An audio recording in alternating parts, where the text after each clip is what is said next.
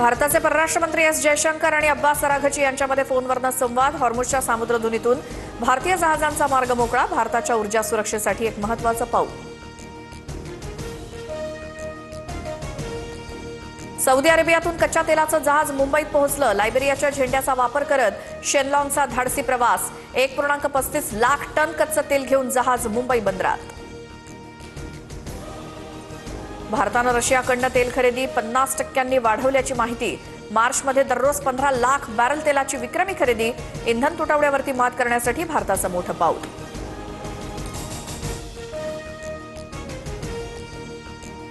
सध्याच्या परिस्थितीवरनं घाबरवण्याचा प्रयत्न करणाऱ्यांवरती बारकाईनं लक्ष ठेवा. इतर देशांच्या तुलनेत भारताची तयारी भक्कम.